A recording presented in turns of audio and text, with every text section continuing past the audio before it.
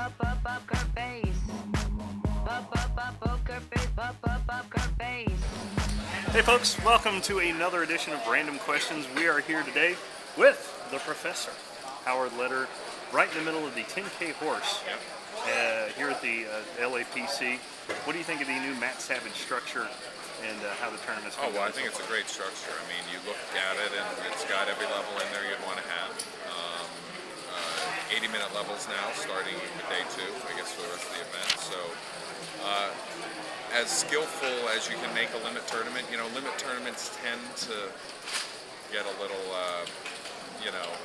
kind of random late because, the only way you go broke in a limit tournament is your chips eventually, sort of dwindle away. So that's happening with everybody, and eventually people, just the whole tournament gets short. Whereas like in a no-limit tournament, you can go broke with 100 big blinds in front of you if it's the right hand, So, but for a limit tournament, I think this will be good. I think the average stack will be 15, 20 big bets. I think it's going to be good. That's very nice. Now, is somebody who would be in the know as far as online and live poker, how are we seeing the different games evolve here? The Omahas, the mixed games, that sort of things. I think what we're seeing is that these young players that were introduced to no-limit games, and we're playing no-limit games exclusively 2-3 years ago, are giving the limit games a shot, and their learning trajectory has been pretty steep. I mean, they're getting really good really fast. They're getting a lot of experience online. They're taking it to these tournaments and cash games, and the limit games aren't going anywhere. People were talking about the death of limit, 3 or 4 years ago. But they're so much fun, particularly when you're playing in a mixed game and playing different games every 10 hands. And I think these young players get it, and they're getting good really fast. That's a beautiful thing. Now, on Random Questions, we would be remiss in the name if we didn't just start with, what's pretty much a random question as it comes through. So the first one, we're going to start off with a very interesting one. What is the meaning of life in 8 words or less?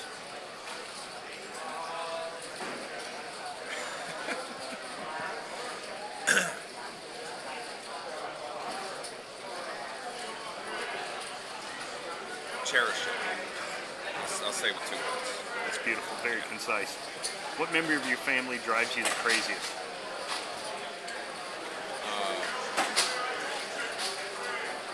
My female pug. Your female pug? Yes. All right, you're a pug owner. Yes. That's 2, but the female one has stretches. What's the best dish that your mother cooks? Wow. Back when I wasn't a vegetarian, there was this chicken dish she did that was just with a brown sauce, wild rice.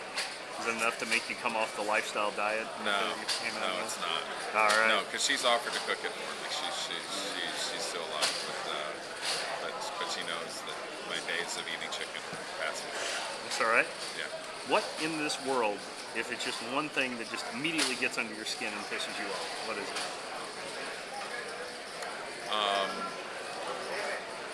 Incompetence anywhere that wastes my time unnecessarily. When a cashier should be able to figure out change,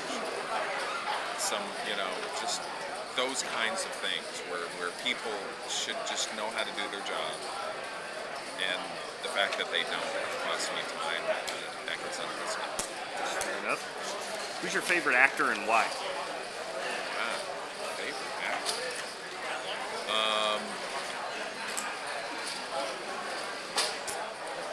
I will go with Humphrey Bogart. Humphrey Bogart. I want you to do an impression of another professional poker player.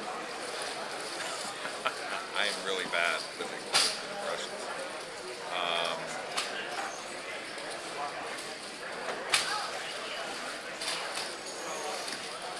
I could do Chris Ferguson. There's no impression. Just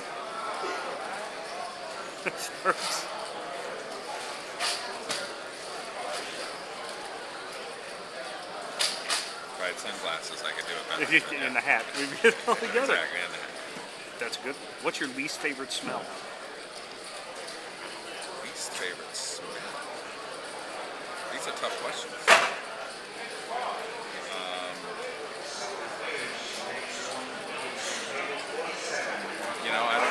what I call it, but like Elizabeth, New Jersey. Elizabeth, New Jersey. Yeah. That's a great answer. I'm going to go with that. What's the strangest place you've ever woken up, and how did you get there? Well, I mean, I woke up in the hallway of my dorm in high school. I got there because I couldn't get from the bathroom to my bedroom.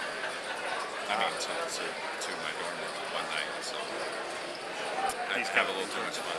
A little too much? A little too much? What place on earth did you have your defining moment as a human being?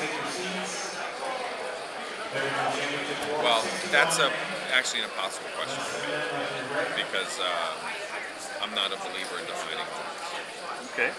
I'm a believer that your life and your success or your lack of success, your joys, your loves, they're all built.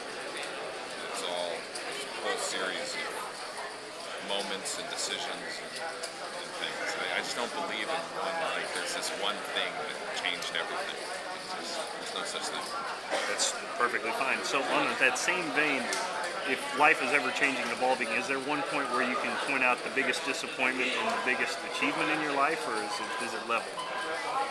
Yeah, again, I don't try and, people ask me, like, what's the toughest beat you ever took in poker? I usually don't have an answer. I don't remember. All right.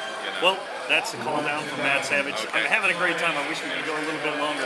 But I want one last question from you, and that is, who do you pick to be the top 3 people at the end of this thing? Wow. Well, there's so many great players. I'd never bet against Chow. See who's still in. I don't want to pick someone who's already out. Mike Matuso's tough.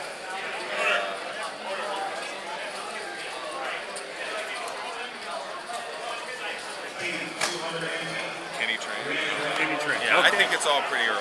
All right. Those kind of predictions. Well, thanks for coming on. We really appreciate it.